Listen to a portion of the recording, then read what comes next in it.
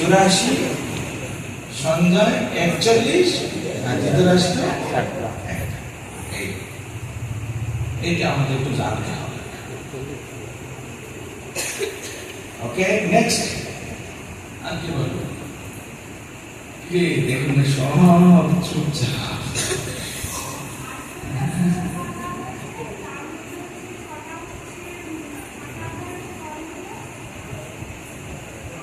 18টি অধ্যায়ের মধ্যে প্রথম সাইডে কি কর্মের কথা বলা হয়েছে, শেষে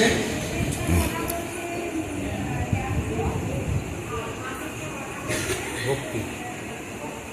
এই জিনিসটাকে আমি বোঝানোর জন্য একটা অ্যানালজি দিয়েছিলাম, একটা উদাহরণ দিয়েছিলাম। সেটা কি? কিসের আমি একটাকে গম্ভীর একটা অ্যানালজি দিয়েছিলাম, উপমা।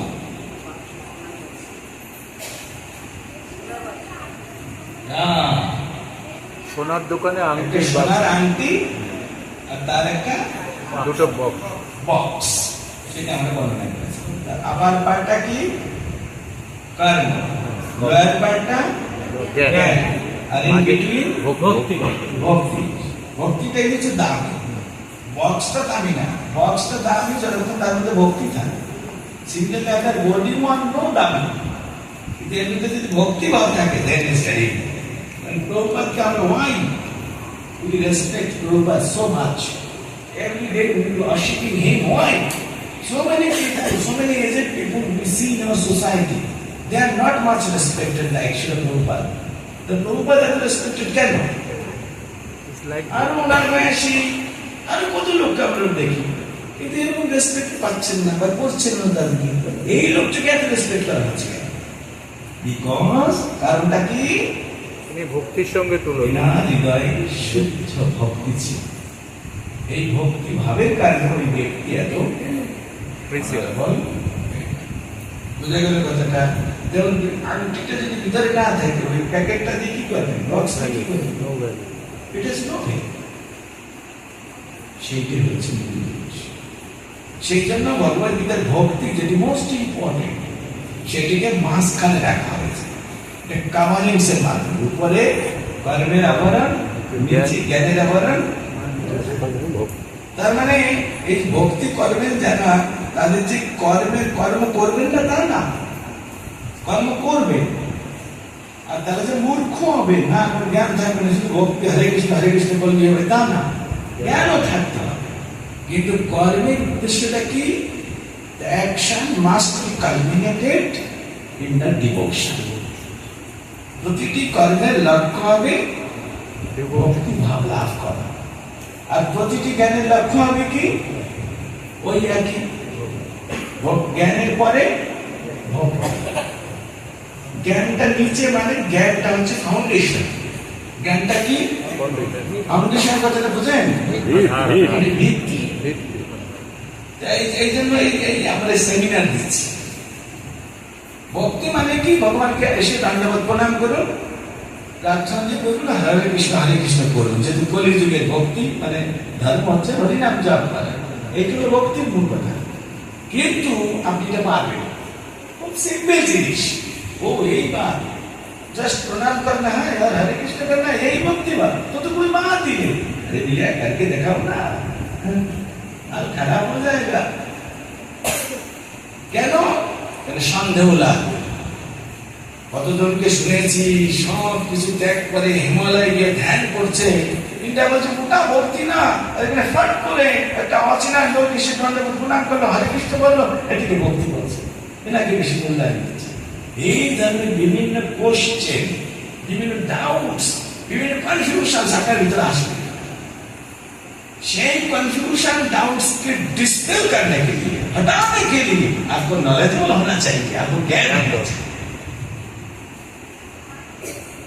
ভগবানের প্রতি দৃঢ় বিশ্বাস এটা আনার জন্য যতক্ষণ পর্যন্ত আমার রূপমের প্রতি সন্দেহ আছে, কিভাবে চলে, क्या पता है इसको दिल में क्या चल रहा है, এরকম যদি চলে, ওকে আমি আপন করতে পারবো? ভালোবাসতে পারবো? ওকে আমি 5 লাখ টাকা দিয়ে কলকাতায় পাঠাতে পারবো? আমাকে কে দেবে? তাহলে ওকে ওকে ওইরকম বিশ্বাসী হতে হলে কি করতে হবে? ভক্তি থাকবে। ওকে আমাকে অবজার্ভ করতে হবে, ওর সম্বন্ধে যারা জানে তাদেরকে জিজ্ঞেস করতে হবে তো কেমন লোক বলো তো, তাই তো না? সিমিলারলি এই ভক্তি কৃষ্ণ सततम कीर्तन तमाम बस हमेशा मेरा नाम कीर्तन करते रहो वही भक्ति। কিন্তু এত সাতশো শ্লোক কেন বলবো? কেন এগুলো আমরা বলছি? এখানে সাতশো শ্লোক কে কটা বলছে? এগুলো জ্ঞানের কথা না?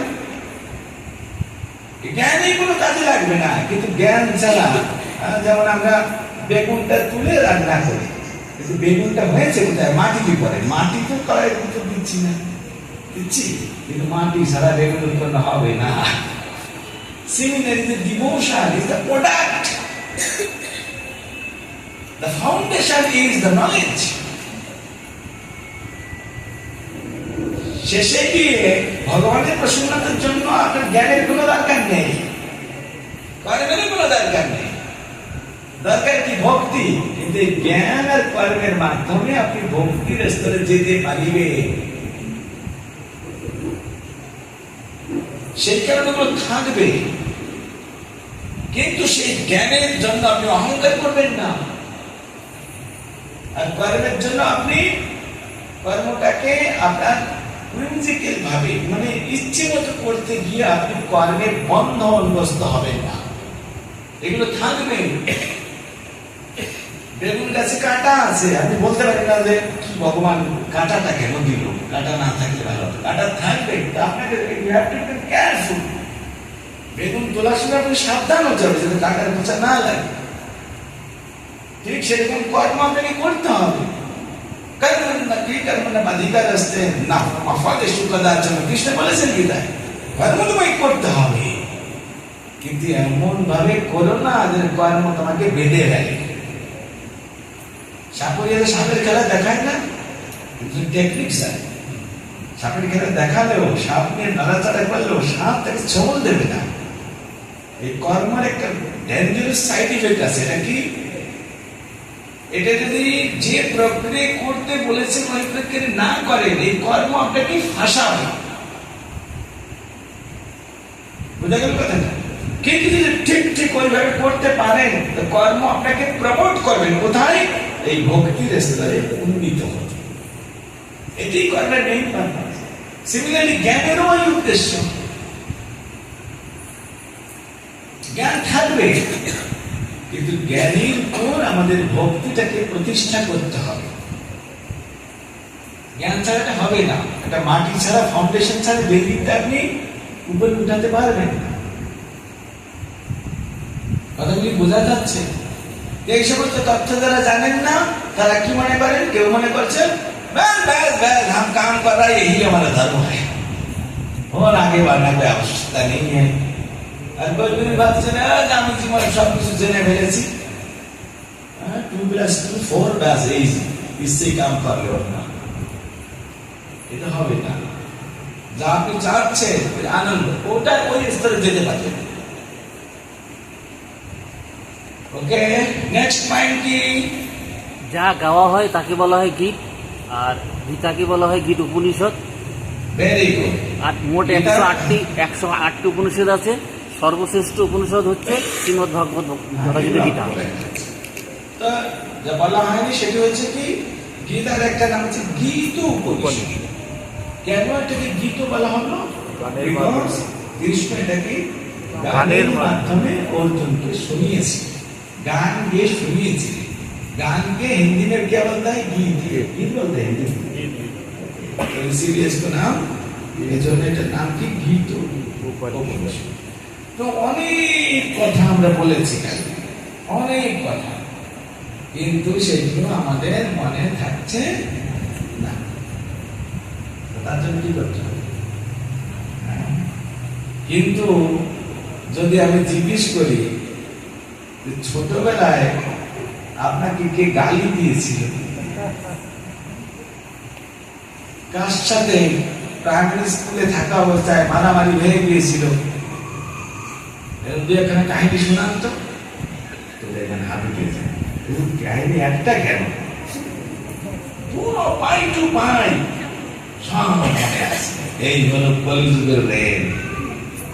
বাজে জিনিস ক্যাচ করে, ভালো জিনিস ডিলিট এন্ড রিজেক্ট।